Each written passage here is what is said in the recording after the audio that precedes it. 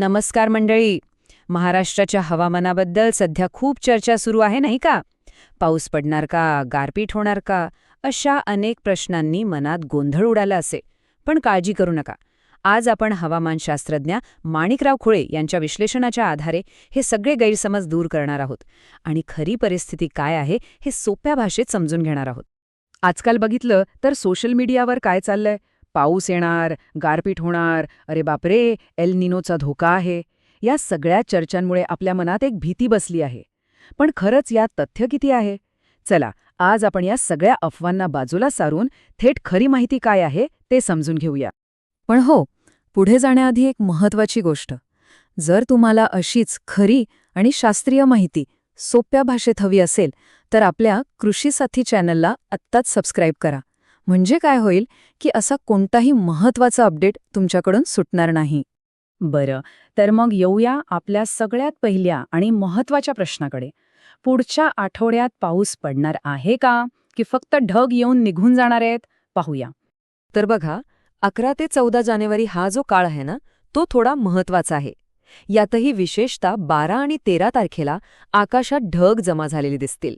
पण थांबा, ढग दिसले म्हणजे पाऊस पडणारच असं नाहीये.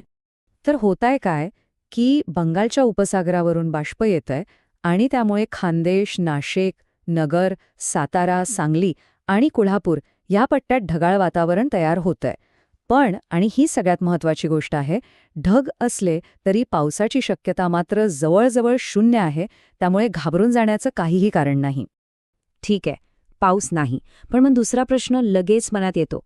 ढग आहेत तर मग गारपीट तर होणार नाही ना? ही भीती साहजिकच आहे. ह्याचं उत्तर एकदम स्पष्ट आहे. नाही, अजिबात नाही. कारण बघा, गारपीट होण्यासाठी ना वातावरणात काही विशिष्ट गोष्टी जुळून याव्या लागतात. एक खास प्रणाली सक्रिय असावी लागते आणि ती प्रणाली सध्या आपल्या महाराष्ट्रावर अजिबातच सक्रिय नाहीये. म्हणून निश्चिंत रहा. आता तुम्ही म्हणाल की बातम्यांमध्ये तर उत्तर भारतात गारपिटीबद्दल सांगतायत. अगदी बरोबर. उत्तराखंडसारख्या ठिकाणी गारपिटीचा धोका आहे, पण तिथं सक्रिय असलेली हवामान प्रणाली आणि आपल्याकडची परिस्थिती यांचा काहीही संबंध नाही. त्या दोन्ही पूर्णपणे वेगळ्या गोष्टी आहेत. त्यामुळे तिथल्या हवामानाचा परिणाम आपल्याकडे होणार नाही. थोडक्यात काय, तर हवामान तज्ज्ञांचं स्पष्ट म्हणणं आहे की महाराष्ट्रातल्या शेतकऱ्यांनी गारपिटीची धास्ती बाळगण्याचं काहीही कारण नाही. तुम्ही एकदम निश्चिंत राहू शकता. बरं, पाऊस आणि गारपिटीचा विषय तर झाला. पण आता जरा मोठ्या आणि जास्त काळ चालणाऱ्या विषयाकडे वळूया. तो म्हणजे एल निनो. या नावाची सध्या खूपच चर्चा आहे. दुष्काळ पडणार का? खरंच घाबरण्यासारखी परिस्थिती आहे का? चला समजून घेऊया. आपण सगळेच एल निनो हे नाव ऐकतो, पण ही एकच गोष्ट नाहीये. हे एक मोठं हवामान चक्र आहे ज्याला ENSO म्हणतात. यात 3 टप्पे असतात. एक म्हणजे एल निनो, जो उष्ण असतो. दुसरा ला निना, जो थंड असतो. आणि तिसरा म्हणजे न्यूट्रल, म्हणजे सगळं काही सामान्य. आणि आत्ताची परिस्थिती काय आहे माहितीये? तर आपण ला निना या थंड टप्प्याच्या शेवटच्या टप्प्यातून न्यूट्रल म्हणजे सामान्य अवस्थेकडे चाललो आहोत. याचा अर्थ सध्या तरी घाबरण्यासारखं काहीच नाहीये. उलट एक खूपच चांगली बातमी आहे. तज्ज्ञांच्या अभ्यासानुसार 2020 सालापासून आपण एका मोठ्या 30 वर्षांच्या चांगल्या पावसाच्या काळात प्रवेश केला आहे. याला आर्द्र युग असेही म्हणतात. म्हणजे काय, तर पुढची अनेक वर्ष मान्सून सरासरीत चांगला राहण्याचे चिन्ह आहेत.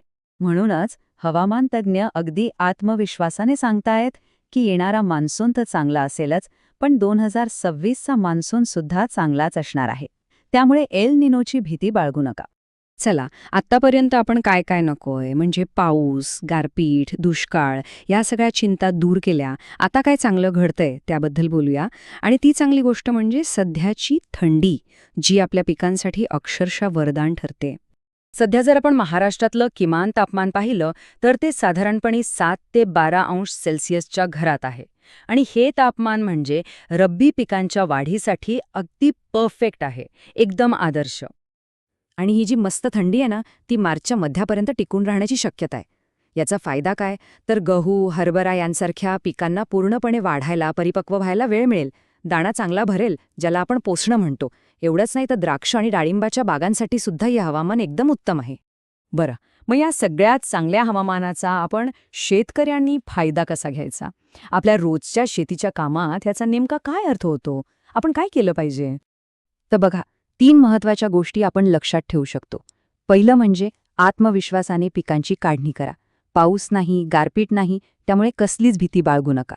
दुसरं, पिकांना पूर्ण वाढू द्या. ही थंडी त्यांच्यासाठी टॉनिकसारखी आहे. त्याचा फायदा त्यांना घेऊ द्या. आणि तिसरी सगळ्यात महत्वाची गोष्ट म्हणजे फवारणीवरचा खर्च वाचवा. कारण कोरड्या हवामानात कीड बुरशीचा त्रास कमी असतो.